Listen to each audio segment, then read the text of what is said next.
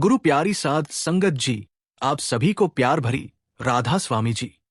संगत जी, आपका हमारे चैनल में स्वागत है। हम आपके लिए रोजाना सत्संग साखियां लाते रहते हैं। रोजाना सुनने के लिए चैनल को सब्सक्राइब जरूर करें और इस वीडियो को अंत तक पूरा देखें। संगत जी, अब डेरे में हॉस्टल की बुकिंग इतनी आसान कर दी गई है कि हर किसी को मिलेगा हॉस्टल। बाबा जी और हुजूर जी लगातार संगत की सेवा में बहुत अच्छे अच्छे काम कर रहे हैं। बाबा जी और हुजूर जी नहीं चाहते कि संगत को थोड़ी सी भी तकलीफ उठानी पड़े। आइए अब बिल्कुल भी देर ना करते हुए समझते हैं कि हॉस्टल की बुकिंग में क्या बदलाव हुए हैं और कैसे हर किसी को अब मिल सकती है हॉस्टल की बुकिंग। संगत जी, बड़े ही ध्यान से एक एक बात को सुनना, जल्दबाजी मत करना, नहीं तो सितंबर से शुरू हो रहे भंडारे के लिए आपको हॉस्टल नहीं मिल पाएगा, क्योंकि कुछ बहुत बड़े बदलाव अब बुकिंग में कर दिए गए हैं।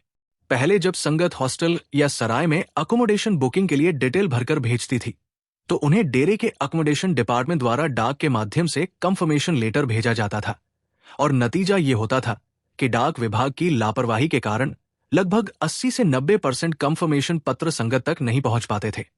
जब हुजूर जी ने चेक करवाया तो पता लगा कि कुछ लोगों के घर डाक पहुंची ही नहीं और कुछ के घर भंडारा खत्म होने के बाद पहुंची।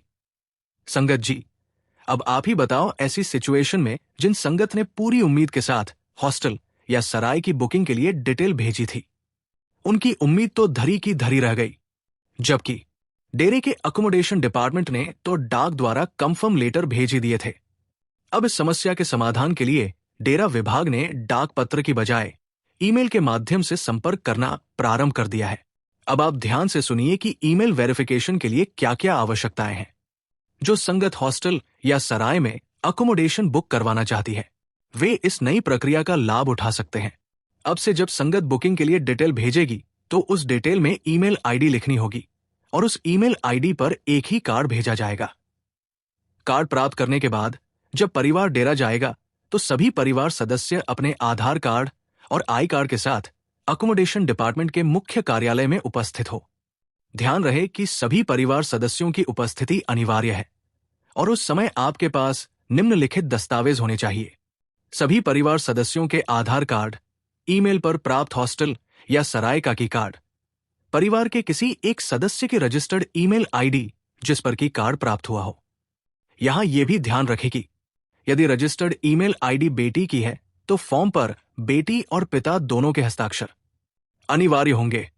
संगत जी, अब ऐसे भी कुछ परिवार होंगे जिनके पास ईमेल आईडी नहीं होगी, तो उस सिचुएशन में आपको एक ईमेल आईडी बनानी ही होगी। यदि परिवार के किसी भी सदस्य की ईमेल आईडी नहीं है और आप किसी रिश्तेदार की ईमेल आईडी देना चाहते हैं तो आप इस प्रक्रिया के लिए पात्र नहीं होंगे, क्योंकि ईमेल आईडी उसी व्यक्ति की होनी चाहिए जो अकोमोडेशन में ठहरा हो। यहां यह भी ध्यान रखें कि यदि आप अपना पीएनआर नंबर का प्रिंट आउट या हस्तालिखित नोट साथ लाते हैं तो आपका चेकिंग समय 40 मिनट की बजाय केवल 20 मिनट होगा। इससे संगत को जल्दी और सुविधाजनक सेवा मिलेगी। संगत जी, अब क्योंकि सब कुछ हुजूर जी ने संभाल लिया है, इसलिए हुजूर जी हर महीने एमआईएस रिपोर्ट के माध्यम से ये चेक करेंगे कि इस प्रक्रिया के अंतर्गत कितने नए संगत सदस्यों ने पंजीकरण कराया है। सबसे पहले प्राथमिकता दूर की संगत को दी जाएगी। जो संगत डेरे से 100 किलोमीटर के दायरे में रहती है उन्हें हॉस्टल नहीं दिया जाएगा, क्योंकि 100 किलोमीटर से आना और वापस जाना आसानी से हो सकता है। जो संगत दिल्ली, उत्तर प्रदेश, मध्य प्रदेश, हरियाणा, हिमाचल या किसी और दूर दराज के शहर गांव से हॉस्टल अप्लाई करेगी, उन्हें पहले प्राथमिकता दी जाएगी, क्योंकि इतनी दूर से एक ही दिन में आना और फिर लौट जाना मुमकिन नहीं है। संगत जी, समय पर इस तरह के बदलाव डेरा सिर्फ इसलिए करता है कि संगत को परेशानी ना हो। आइए अब हम इस वीडियो को आगे बढ़ाते हैं और सुनते हैं कि बाबा जी ने नामदान देना बिल्कुल बंद क्यों कर दिया, जबकि बाबा जी सत्संग भी फरमा रहे हैं, सवाल जवाब भी कर रहे हैं, संगत को दर्शन भी दे रहे हैं।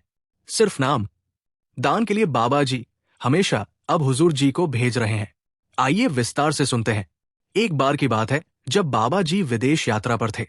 वहां के स्थानीय सेक्रेटरी ने बड़े प्रेम और श्रद्धा से बाबा जी से अरदास की, बाबा जी, यहां कुछ ऐसी रूहें हैं जिन्हें मैं भली भांति जानता हूं। अगर उन पर आपकी कृपा हो जाए और उन्हें नाम दान मिल जाए तो यकीन मानिए वो सीधी सचखंड पहुंच सकती है। बस आप रहमत करके उन्हें नाम दान दे दीजिए, उनका बेड़ा पार हो जाएगा। संगत जी, उस समय बाबा जी ने बहुत ही सादगी और गहराई से जवाब दिया जो हम सभी के लिए आंखें खोलने वाला है। उन्होंने बड़ी सहजता से कहा, सेक्रेटरी साहब, वो आत्माएं मेरी लिस्ट में नहीं है, इसलिए मैं उन्हें नाम दान नहीं दे सकता। सोचिए संगत जी, बाबा जी का ये जवाब कितना कुछ कह जाता है। उन्होंने साफ कर दिया कि वे उन्हीं रूहों को नाम दान देंगे जिनकी जिम्मेदारी खुद मालिक ने उन्हें सौंपी है। और शायद यही वजह है कि अब बाबा जी ने नाम दान देना बंद कर दिया है, क्योंकि जिन आत्माओं की जिम्मेदारी उन्हें दी गई थी उन्हें वे पहले ही नाम दान देकर उनकी मंजिल की ओर मुड़ चुके हैं। अब जो जिम्मेदारी है वो हुजूर जी ने संभाली है। इसी साल 10 फरवरी को हुजूर जी ने जब व्यास में कुछ रूहों को नाम दान देकर उन्हें आध्यात्मिक राह पर आगे बढ़ाया तो कुछ संगत ने इसका विरोध किया था, क्योंकि उसके पहले खबर आई थी कि डेरे में तो बाबा जी खुद नाम दान देंगे। लेकिन उस दिन भी हुजूर जी ने नाम दान दिया था, इसलिए संगत रोने लगी थी। जो संगत उस दिन हुजूर जी से नाम दान प्राप्त कर सकी वे सच में बहुत भाग्यशाली हैं। और उन्हें कभी ये विचार अपने मन में नहीं लाना चाहिए कि उन्हें नाम दान बाबा जी से नहीं मिला। साध संगत जी, बाबा जी और हुजूर जी में कोई फर्क नहीं है। नाम की ताकत ना पहले बदली थी ना अब बदलेगी। जैसे 1990 तक बड़े महाराज जी नाम दान दिया करते थे, फिर ये जिम्मेदारी बाबा जी ने संभाली और अब 35 वर्षों के बाद हुजूर जी ने इसे आगे बढ़ाया है। नाम वही है और देने वाला भी वही है, लेकिन हमारा दायरा अभी बहुत छोटा है, इसलिए हम देने वाले में फर्क कर बैठते हैं। जबकि बाबा जी और हुजूर जी में या हुजूर महाराज जी और उससे पहले हमारे गुरुओं में कोई अंतर नहीं है। सिर्फ देखने में अलग लग सकते हैं, क्योंकि हम अक्सर अपने गुरुओं को बाहरी आंखों से देखते हैं जो अंदर से जुड़ चुके हैं। कभी उनसे पूछकर देखना कि क्या बाबा जी और हुजूर जी अलग हैं, तो वो साफ साफ कहेंगे बिल्कुल भी फर्क नहीं है। नाम दान की शक्ति व्यक्ति से नहीं परम तत्व से आती है। इसलिए ये सोचना कि हमें तो बाबा जी से ही नाम दान चाहिए था, ये विचार हमें अंदर से कमजोर कर सकता है। अगर हम बताए गए मार्ग पर चलते हैं, सच्चे मन से भजन सिमरन करते हैं, तो नाम अपना असर जरूर दिखाएगा, चाहे वह किसी भी गुरु के माध्यम से मिला हो। 10 फरवरी को जब संगत नामदान के लिए आई तो बहुतों के मन में यही धारणा थी कि नामदान बाबा जी ही देंगे। लेकिन जब नामदान की बख्शिश हुजूर जी के माध्यम से हुई और संगत बाहर आई तो उनकी आंखें बाबा जी की याद में नम थी। वो भावुकता, वो प्रेम, वो जुड़ाव जो इतने वर्षों में बाबा जी से बना था, वो दिल में उमड़ आया। असल में पहले जो खबरें आई थी उनके अनुसार ऐसा समझा गया था कि डेरा ब्यास में बाबा जी नामदान देंगे और अन्य सेंटर्स में हुजूर जी। लेकिन जब 10 फरवरी को स्वयं हुजूर जी ने नामदान दिया तो कई संगत भावनाओं से भर उठी रोने लगी थी। तो ये बिल्कुल वैसा ही दृश्य था जैसा 1990 में देखने को मिला था, जब 1 जून को बड़े महाराज जी ने अपना चोला छोड़ दिया था। उस समय डेरा प्रेमियों से भर गया था, पांव रखने की भी जगह नहीं थी।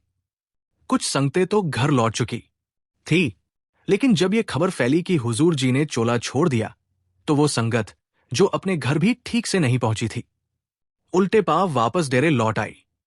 करीब 15 लाख संगत उस समय डेरा पहुंची थी। हर किसी की बस एक ही ख्वाहिश थी, अपने प्यारे मुर्शिद के आखिरी दर्शन। हुजूर जी का पार्थिव शरीर सत्संग पंडाल में उसी जगह रखा गया जहां वो वर्षों तक सत्संग फरमाते रहे। वह दृश्य, वो भावनाएं आज भी संगत के दिलों में ताजा है। और फिर ठीक 1 हफ्ते बाद 10 जून 1990 को ये खबर फैली कि बाबा जी की दस्तारबंदी हो गई है। संगत दोबारा उमड़ पड़ी। इस बार अपने नए सद्गुरु के दर्शन के लिए हर कोई ये जानना चाहता था कि जिन पर मालिक की बख्शीश है वो कैसे दिखते हैं। शुरू में बाबा जी को भी संगत के दिलों को जीतने में बहुत समय लगा था, क्योंकि संगत का जुड़ाव तो हुजूर महाराज जी के साथ था। लेकिन समय बीतने के साथ साथ संगत का बाबा जी के साथ इतना गहरा जुड़ाव हो गया कि अब जब संगत को हुजूर जी से नामदान मिल रहा है तो कुछ लोग विरोध करने लगे थे। अगर आपके मन में भी यही आता है कि हमें तो बाबा जी की शरण ही चाहिए, तो अब मैं आपको एक ऐसा सच सुनाने जा रहा हूं जो साबित करता है कि जब अगले गुरु गद्दी संभालते हैं तो वो पिछले गुरु का ही रूप होते हैं। और इस सच में आप ये भी जानेंगे कि कैसे नए गुरु पहले वाले गुरु के वचनों को भी निभाते हैं। साथ संगत जी, बात है सन 1951 की। उस समय सरदार बहादुर महाराज जगत सिंह जी सदगुरु की गद्दी पर विराजमान थे। एक दिन सत्संग के दौरान एक व्यक्ति दूर खड़ा बस उन्हें अपलक निहारता जा रहा था। उसकी नजरें और उसका ध्यान दोनों ही बस महाराज जी के नूरी स्वरूप में डूबे हुए थे। ऐसा लग रहा था जैसे उसे और कुछ दिख ही नहीं रहा हो, जैसे उसकी दुनिया वही ठहर गई हो। धीरे धीरे वो व्यक्ति महाराज जी के और करीब आता गया। जब वो पास पहुंचा तो महाराज जी ने बड़ी ही कोमलता से पूछा, प्यारे, ऐसा क्या देख रहे हो? उस आदमी ने बड़ी भावुकता से जवाब दिया, सच्चे बादशाह, मेरी आंखों को बस आपका नूरी स्वरूप ही दिखाई दे रहा है। मैं तो यही चाहता हूं कि एक दिन जब मेरा समय आए तो मैं यूं ही आपको देखते सचखंड चला जाऊं। महाराज जी ने मुस्कुराकर कहा, तो फिर ऐसा ही होगा, लेकिन एक शर्त है, तुम्हें भजन सिमरन करना होगा। वो व्यक्ति तुरंत बोला, जी मालिक, अगर कुछ देना ही पड़े तो मैं अपना समय दे दूंगा, आप बस मुझे अपने साथ ले चलिए। महाराज जी बोले, ठीक है, लेकिन अब तुम्हें 2.5 की जगह 5 घंटे भजन सिमरन करना होगा, समय को दुगना करना पड़ेगा। वो व्यक्ति बोला, मैं तैयार हूं सच्चे शाह, अगर आप कहें तो मैं अभी से शुरू कर दूं। महाराज जी ने कहा, ठीक है, और अगर तुम्हें विश्वास नहीं होता तो लो अपने हाथ आगे करो, हम तुम्हें एक झलक दिखा देते हैं। उसने जैसे ही हाथ आगे बढ़ाए और आंखें बंद की, उसे ऐसा अनुभव हुआ मानो वो किसी दूसरी ही दुनिया में पहुंच गया हो। चारों ओर रोशनी ही रोशनी थी। ऐसा लगा जैसे वो सचमुच किसी दिव्य स्थान पर खड़ा हो। आंखें खुली तो बोला, महाराज, मैं वचन देता हूं कि मैं 2.5 से 5 जरूर करूंगा, पर एक बात बताइए, क्या आप मुझसे कोई सेवा भी लेंगे? महाराज जी बोले, हां बेटा, तुम्हें हमसे बहुत सेवा करवानी है, क्या तुम इसके लिए तैयार हो? उसने झुककर कहा, मालिक, मैं हाजिर हूं। इसके बाद वो अपने घर लौटा और पूरे मन से भजन सिमरन में लग गया। धीरे धीरे उसका अंतर्ध्य बनने लगा। मगर कुछ ही समय बाद अक्टूबर 1951 में महाराज जगत सिंह जी ने अपना चोला छोड़ दिया। जब यह खबर उस आदमी को मिली तो वो बिल्कुल टूट गया। उसके दिल से आवाज निकली, ये कैसे हो सकता है? महाराज जी ने तो कहा था कि मुझसे बहुत सेवा लेनी है, फिर वो इस तरह कैसे चले गए? क्या रब भी झूठ बोलता है? उसका विश्वास जैसे हिल गया हो। उसने गम और दुख में फैसला कर लिया कि अब ना वह सत्संग जाएगा, ना ही भजन सिमरन करेगा। अगले 3 महीने तक ना उसने सिमरन किया, ना किसी सत्संग में कदम रखा। फिर एक रात करीब 3 बजे वो गहरी नींद में था। तभी उसे सपने में किसी की आवाज आई, मलकीत सिंह, भजन सिमरन क्यों छोड़ दिया? सत्संग क्यों नहीं जाता? अभी तो तुझसे बहुत सेवा लेनी है। वो चौंक कर उठा। सामने देखा तो चरण सिंह जी महाराज का दिव्या स्वरूप खड़ा था। मगर कुछ ही पलों में वही चेहरा महाराज जगत सिंह जी के स्वरूप में बदल गया। मलकीत की आंखों से अश्रुधारा बह निकली। अगले ही पल उसने संकल्प लिया, अब मैं फिर से भजन सिमरन करूंगा, सत्संग जाऊंगा और सेवा भी करूंगा। सुबह होते ही सबसे पहले वो सत्संग में पहुंचा। उसके बाद लगातार 3-4 महीने तक वो नियमित रूप से सत्संग जाता रहा और सच्चे भाव से भजन सिमरन करता रहा। अंतर में वही नूरी दर्शन बार बार आते रहे। एक दिन अचानक उसे किसी ने आकर बताया, मलकीत सिंह, महाराज चरण सिंह जी ने तुम्हें बुलाया है। वो हजारों भावनाओं के साथ हाथ जोड़कर उनके सामने हाजिर हुआ। महाराज जी ने पूछा, मलकीत सिंह, क्या तुम गाड़ी चला सकते हो? उसने विनम्रता से कहा, महाराज, जीप तो चलाई है, लेकिन कार कभी नहीं चलाई। महाराज जी मुस्कुराकर बोले, कोई बात नहीं, कल से हमारी कार तुम ही चलाओगे। फिर महाराज चरण सिंह जी ने भी मलकीत से वही बात कही जो महाराज जगत सिंह जी ने कही थी। मलकीत सिंह, तुझसे अभी बहुत सेवा लेनी है। मलकीत सिंह जी ने हाथ जोड़कर निवेदन किया, मालिक, जैसा आपको ठीक लगे वही करिए, मैं तो बस आपका ही हूं। महाराज चरण सिंह जी अक्सर उन्हें सुबह 2 या 3 बजे गाड़ी लेकर बुलाते और मलकीत सिंह जी आधे घंटे पहले ही हाजिर हो जाते। लेकिन उन्होंने कभी ये जानने की कोशिश नहीं की कि जाना कहाँ है। महाराज जी बस हाथ से इशारा करते और मलकीत सिंह जी उसी ओर गाड़ी मोड़ देते। जब मलकीत की शादी हुई तो घर में एक पुत्र का जन्म हुआ, लेकिन कुछ समय बाद पता चला कि बच्चा बोल ही नहीं सकता। उनकी पत्नी रोज कहती, मलकीत जी महाराज जी से अरदास तो कीजिए, हमारे बेटे को आवाज ही नहीं निकलती। लेकिन मलकीत सिंह जी हर बार चुपचाप सुनते और कभी इस बात को महाराज जी के सामने नहीं लाए। उनका जवाब बस इतना होता, वो तो रब है, अगर रब से भी कहकर कुछ करवाना पड़े तो फिर वो रब कहाँ रहा। समय बीतता गया, उनकी पत्नी बार बार कहती रही, पर मलकीत सिंह जी ने कभी महाराज जी से कुछ नहीं कहा। एक दिन की बात है, महाराज चरण सिंह जी ने उन्हें जयपुर ले जाने के लिए सुबह 2 बजे बुलाया। मलकीत सिंह जी 2 बजे ही गाड़ी लेकर पहुंच गए। महाराज जी आए और बोले, मलकीत सिंह चलो जयपुर चलना है। उन्होंने सत्य वचन कहकर गाड़ी बढ़ा दी। रास्ते में अचानक महाराज जी ने गाड़ी रुकवाई। पीछे से उठकर मलकीत सिंह जी के पास आकर बगल में बैठ गए। उनके कंधे पर हाथ रखा और बोले, तूने कभी बताया ही नहीं कि तेरा बेटा बोलता नहीं है। मलकीत सिंह जी ने विनम्रता से जवाब दिया, सच्चे बादशाह आप तो सब जानते हैं, फिर बताने की क्या जरूरत। महाराज जी ने कहा, इतना समय हो गया बेटा अब तक बोलता नहीं, तुझे बात करनी चाहिए थी। उसी पल घड़ी में समय था सुबह के 9 महाराज जी ने कहा, चलो सच्चे बादशाह कृपा करेंगे। संगत जी वही हुआ जिसकी आशा थी। जब शाम को मलकीत सिंह जी अपने घर लौटे और जैसे ही उन्होंने दरवाजा खोला, एक मासूम सी आवाज सुनाई दी, पापा। वो दौड़कर घर में गए। सबने बताया, आज सुबह 9:04 पर हमारे बेटे ने पहली बार बोलना शुरू किया। मलकीत सिंह जी स्तब्ध रह गए, उनकी आंखें नम थी। उन्हें याद आया कि ठीक 9:03 पर महाराज जी ने कहा था, सच्चे बादशाह कृपा करेंगे, और ठीक 9:04 पर मेरे बेटे की आवाज लौट आई। कुछ समय बाद एक और चमत्कारिक घटना हुई। एक दिन अचानक बिना बताए महाराज चरण सिंह जी दोपहर को मलकीत सिंह जी के घर आ पहुंचे।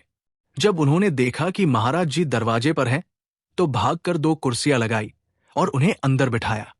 मलकीत घबराकर बोले, महाराज जी आपने तकलीफें, क्योंकि आप बता देते मैं स्वयं आ जाता। महाराज जी ने मुस्कुराकर कहा, नहीं मलकीत, आज तो हमें ही आना था। फिर दोनों ने मिलकर कॉफी पी।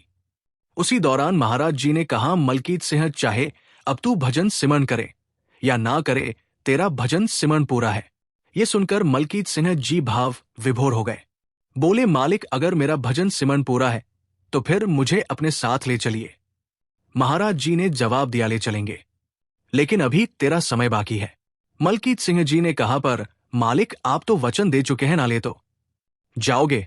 महाराज जी ने मुस्कुराते हुए वही कहा जो एक बार पहले भी सरदार बहादुर जी ने कहा था, अगर यकीन नहीं तो हाथ दे। जैसे ही मलकीत सिंह जी ने हाथ आगे बढ़ाया, एक बार फिर वही अनुभव हुआ। बंद आंखों में वही नूरी रोशनी, वही ज्योति, वही दिव्या दर्शन। जब आंखें खुली तो बोले, सच्चे बादशाह अब मुझे बस आपके साथ ही रहना है, आप मुझे छोड़कर मत जाना। इसके बाद महाराज जी चुपचाप उठे और चले गए। संगत जी, ये सारी घटनाएं मलकीत सिन्हा जी के स्वयं के अनुभव है, जो उन्होंने बहुत भावुक होकर संगत के साथ बांटी थी।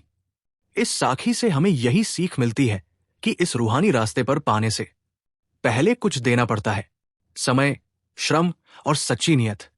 बाबा जी ने आज हमें 2.5 घंटे सिमरन का वचन दिया है।